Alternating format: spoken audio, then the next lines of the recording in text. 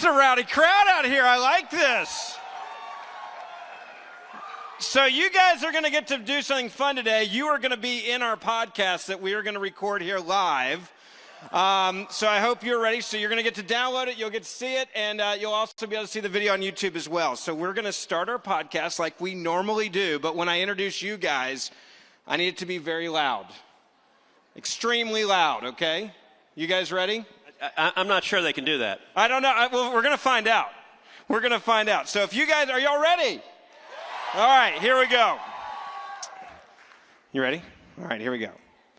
Welcome. It is The Verdict with Senator Ted Cruz, Ben Ferguson with you. We are live at Turning Point in Florida with an audience. I like it. That's a rowdy crowd.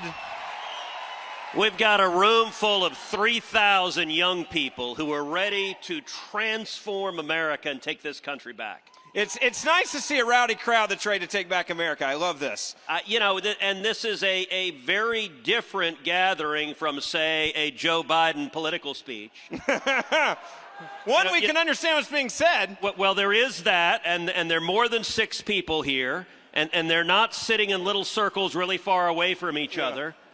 They're not staffers. And I feel relatively confident that neither one of us is going to wander off the stage looking for the Easter Bunny. That's true. Or finding cocaine. Or for that matter, let's just talk for a second. What the hell was Biden doing, like biting that little kid? I'm sorry, that's weird. Just weird. Yeah. It was weird. This is a week, Senator, and it's going to be a really fun week, especially for, I think, this country to see what's happening on the issue. You mentioned the Bidens. Yep. Of Joe Biden, the Biden family corruption, and we're going to be sitting down with a man that knows a lot about this, James Comer, for a 2-part series this week. You are not going to want to miss that on Verdict, the podcast. It is a phenomenal moment, I think, for this history this week to kind of hear from these whistleblowers. But let's talk about where we are going into this week, because these whistleblowers have risked everything. And I don't think people understand. They're risking not just their lives, they're risking their careers. They're going to be ruined if the Bidens have their way. And they're coming to Congress this week to say, here's what we saw, here's what we know, and here's what was covered up. Yeah, no, that's exactly right. This is a big week, as everyone here knows, because the folks here at Turning Point, y'all are engaged, you're following what's happened, you're informed.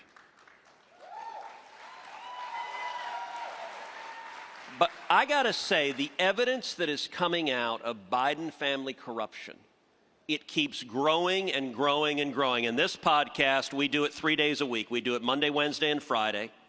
And it is every month we're getting just under 1 million unique listeners. We're beating CNN every single week. You can clap for that one. And what's powerful about it is we try to walk people through and give them the information that doesn't get covered on TV, that doesn't get covered in the ordinary meeting. So, for example, the Biden family corruption evidence. This week, we're going to have, hopefully, both IRS whistleblowers on Wednesday testifying before the House of Representatives.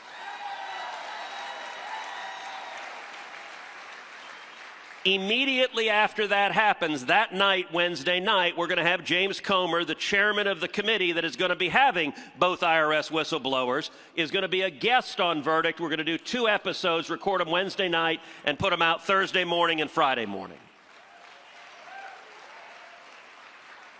If you look at what's come out now, you've got 2 senior career employees at the IRS who've come forward and said, we are seeing a pattern of corruption. We're seeing a pattern of corruption, number 1, of Joe Biden and Hunter Biden. And listen, the important thing to keep in mind, this is not about whether Hunter Biden is running around on crack with guns and prostitutes. He is. But if it were just that, it would not be an issue of national concern. The issue is, did Hunter sell access to Daddy, then the Vice President of the United States, now the President of the United States, and was Daddy corrupt? And the answer, the evidence at this point is overwhelming. Look, You look at the WhatsApp text that Hunter Biden sent, and I want to revisit it because this is as close to a smoking gun about corruption from the president as you're ever going to see. Here's what Hunter Biden texted to a senior Chinese communist official, quote, "I am sitting here with my father." By the way, count how many times you hear references to Joe Biden, not Hunter, Joe. "I am sitting here with my father, and we would like to understand why the commitment made has not been fulfilled. Tell the director that I would like to resolve this now before it gets out of hand," and now means tonight. "And Z, if I get a call or text from anyone involved in this other than you, Zhang, or the chairman, I will make certain that between the man sitting next to me," that's 3, "and every person he knows," that's 4, "and my ability to forever hold a grudge, that you will regret not following my direction. I am sitting here waiting for the call with my father." 5. Now, I got to say, last week, Chris Wray, the director of the FBI, was asked in a congressional hearing, was that a shakedown? And he refused to answer the question. Look, that is as transparently a shakedown as you will ever see. And it's not just the shakedown. It's the fact that we have evidence after the shakedown that it worked. You had $5+ million, Senator, come into a bank account connected directly to the Bidens. 5 for Hunter and 5 for Joe. Right, but a week after that was sent, within a week, the money came in the bank account, and these are all the suspicious activity reports, all the LLCs, and we even know that the Bidens at one point said there's so many LLCs that we've set up, shell companies, they'll never be able to figure it out. And by the way, let's be clear, that there are potentially defenses to this text. You could say it's fraudulent. Well, Hunter hadn't said that. He doesn't deny that this is a real WhatsApp message he sent. You could also say Hunter was lying, that he wasn't in fact sitting next to Joe Biden, but he hadn't said that. The White House hasn't said that. They haven't denied that Joe Biden was sitting right next to them while he was shaking down a communist Chinese and trying to extort $10 million from him. And now we have new breaking news. So you're looking into, so I got to say, Hunter and Joe had a great business. They shook down just about every rotten, corrupt enemy of America they could find. So they went to the Chinese. That was very profitable. But they also went to Burisma, the natural gas company in Ukraine. And what broke this week, so the Ukrainian oligarch who owns Burisma, Mykola Zlochevsky, not a good guy. What we have seen now is an email that went on November 2nd, 2015, from an executive at Burisma, a guy named Vadim Pajharsky, who emailed Hunter Biden, Devin Archer, and Eric Schwerin about a revised proposal. And here's what the email says: "My only concern is for us to be on the same page re our final goals. With this in mind, I would like to formulate a list of deliverables, including but not limited to a concrete course of actions, including meeting communications resulting in high-ranking U.S. officials in Ukraine, U.S. ambassador, and in U.S. publicly or in private communications expressing their positive opinion and support of Nikolai," who's the oligarch, Burisma, "at the highest level of decision makers." Mind you, we've talked on Verdict before about what expertise did Hunter have in oil and gas and natural gas. He didn't speak Ukrainian. He probably couldn't find Ukraine on a map. Well, we now know what his expertise was. His expertise was daddy. His expertise was his last name. And just to show there was no subtlety here, this is the sentence that is most important, which is, "The ultimate purpose to close down for any cases, pursuits against Nikolai in Ukraine." Now that is in writing. From Burisma, the ultimate purpose, why did they pay Hunter Biden $83,000 a month? The ultimate purpose is to close down any cases, pursuits against Nikolai in Ukraine. Well, you know what? 3 months later, Joe Biden traveled to Ukraine.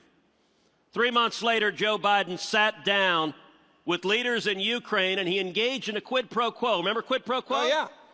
He made a very explicit quid pro quo. He said, we're going to hold up over $1 billion in U.S. aid unless you fire the prosecutor who's investigating the Ukrainian oligarch. And Joe Biden, who's on film saying it, his response was, well, son of a bitch.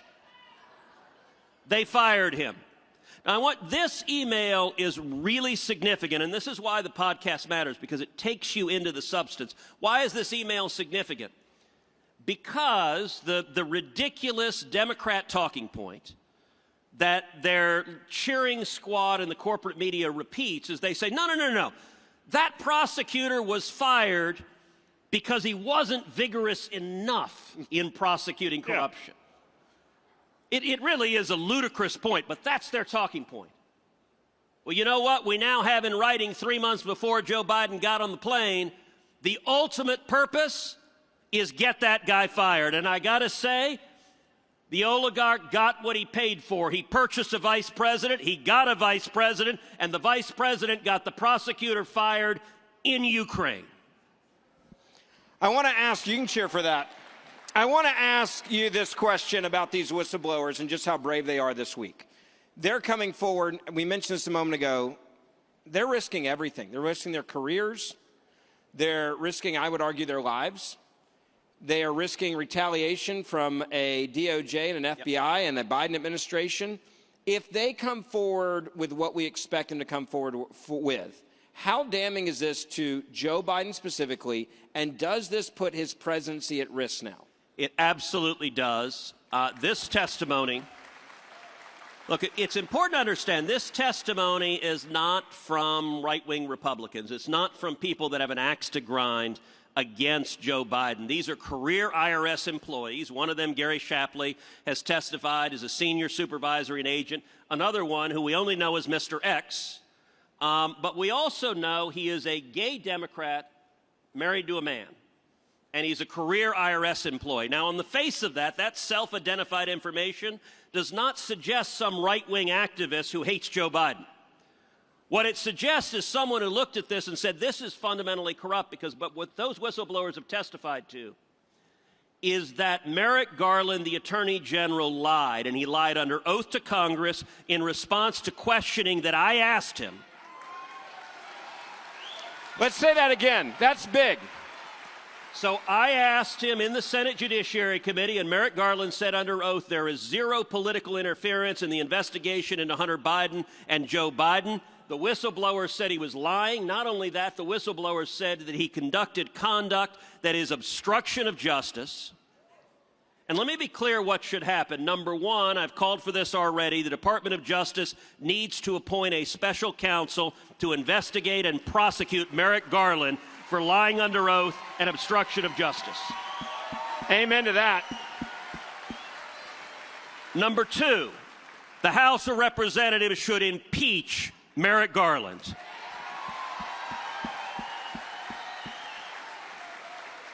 And number three, if the evidence confirms what that text says and what the whistleblowers are saying, that the President of the United States took bribes from foreign nationals, then the House of Representatives should impeach Joe Biden.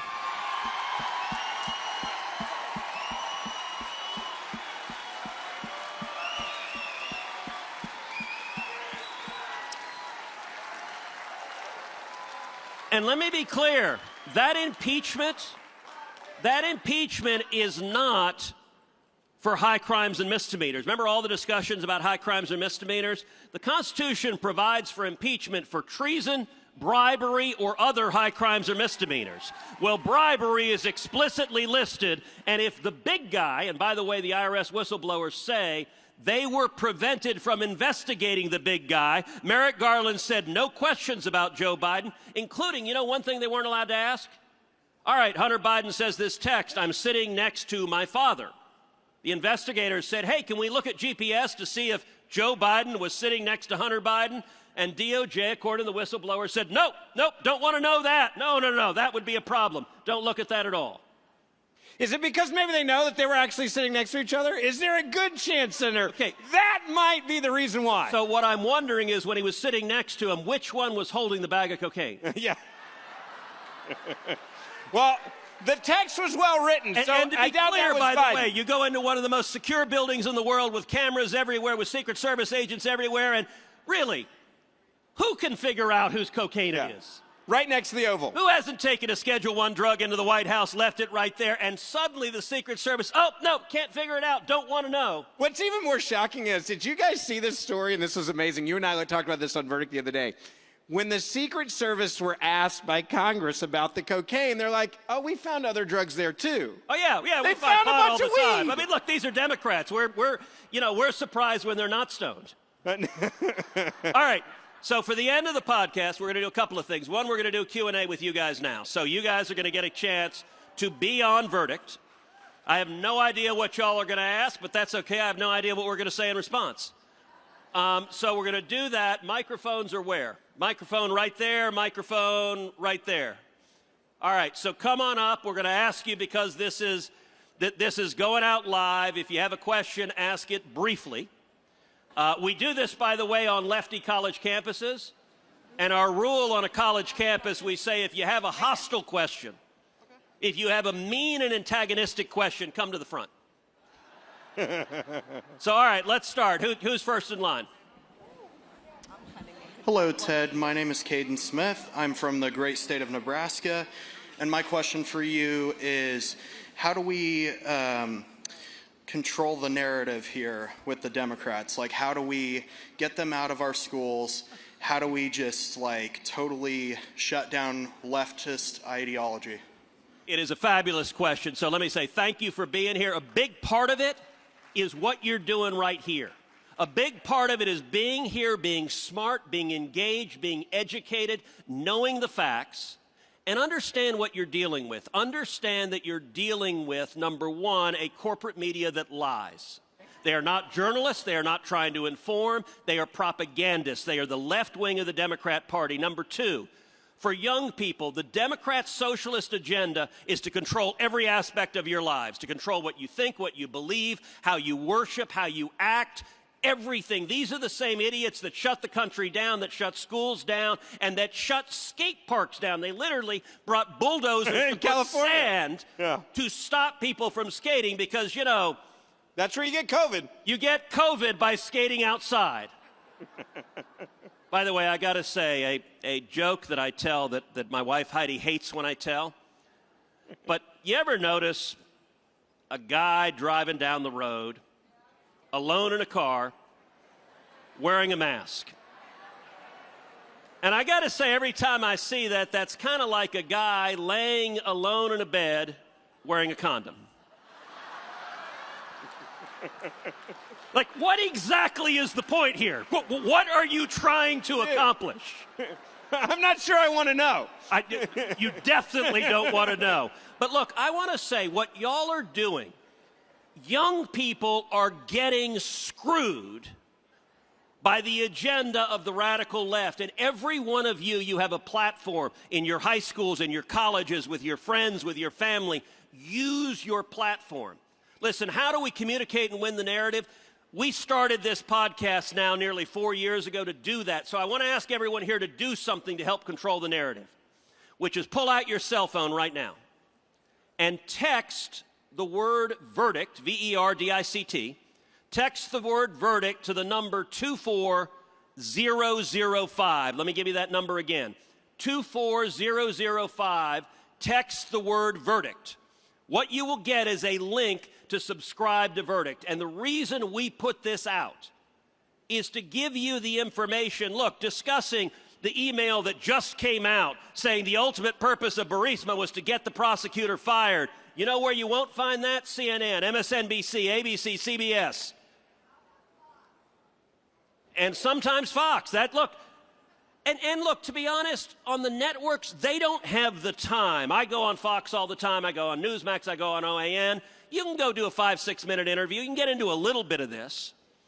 But when it's complicated, what a podcast like Verdict lets you do is go through the substance and get into the meat. All right, next question. Mike from Arizona. I am so tired of hearing we're going to hold them responsible. I want to know why after 6 months, we can't put anybody in jail. It's a great question.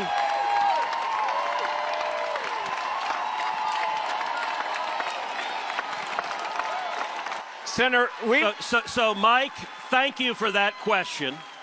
You are exactly right, and it is infuriating and frustrating. And let me tell you why people haven't gone to jail. Because under our Constitution and the federal government, the only people who can bring a prosecution is the executive branch of the government, and in particular, the United States Department of Justice.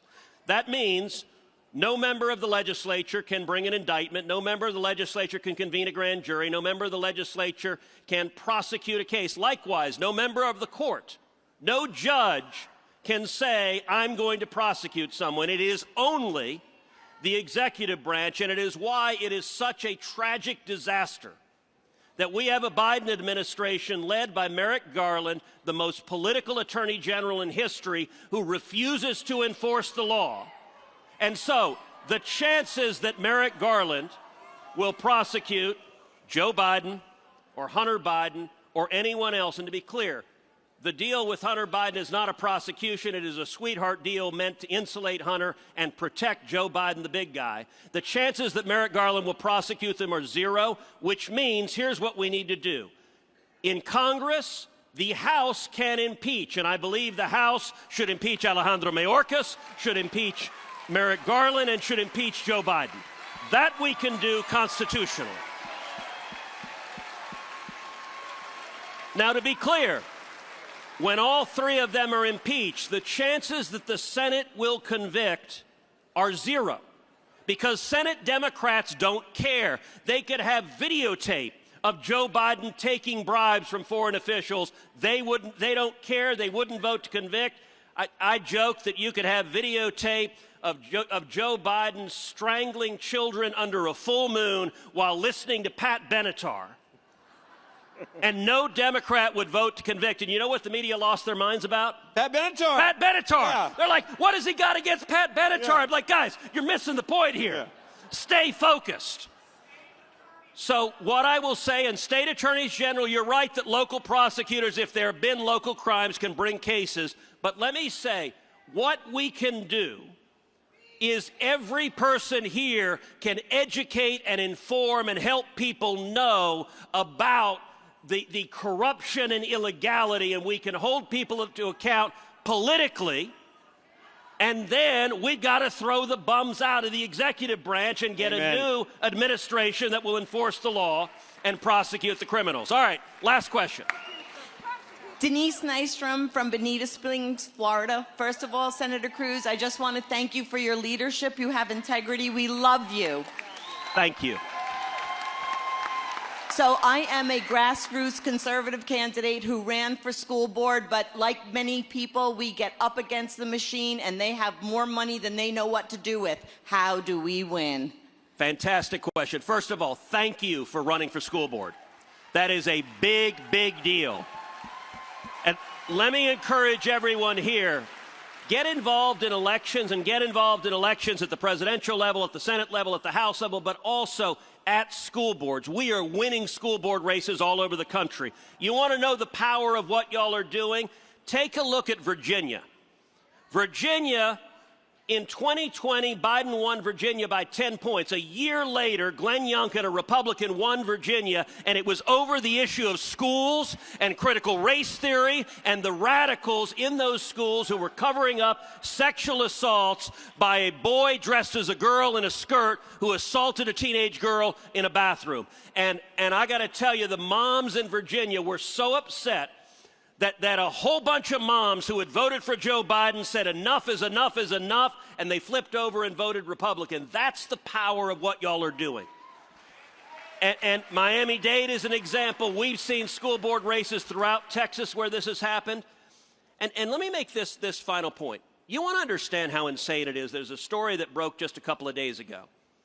New York is paying teachers who flunked the proficiency exam to be a teacher, paying them $1.8 billion because when they flunked the proficiency exam, they lost their job. And they brought a lawsuit.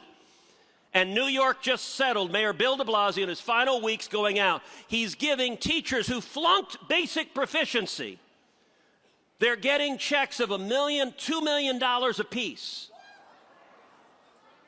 Now, New York spends about $38,000 per student in its public schools. It has terrible results. Many of the kids come out not being able to read. And now, you want to know what happens when Democrats are in charge? They write $2 billion worth of checks, and they ensure you can't actually have qualified teachers teach your kids. You can't expect teachers to know how to do reading or writing or arithmetic, and that is hurting low-income kids throughout this country. In New York, if you're a low-income kid, if you're an African-American kid, if you're an Hispanic kid, the Democrats say, you don't have a right to an education. What we care about is the teacher that can't pass the test, and we're going to give them $1 million and let them keep teaching you when they don't know what it is they're teaching you. That is idiotic. And so what I want to say to everyone on Turning Point, everyone watching this on YouTube, everyone listening to it and downloading the podcast at home, share this with your friends. Say, is it a good idea for kids, and especially our most vulnerable, is it a good idea to have them taught by teachers that don't have basic proficiency and that flunk the test? Because that's what New York Democrats are doing. And those are the kind of issues that turn suburban moms who voted Democrat previously into saying, this doesn't make any sense. I'm going to stand with our kids. And I'll tell you, the high school and college kids here, y'all have a better platform and a better voice to speak the truth than anyone. And so thank you, Turning Point. Thank you to the men and women. God bless you.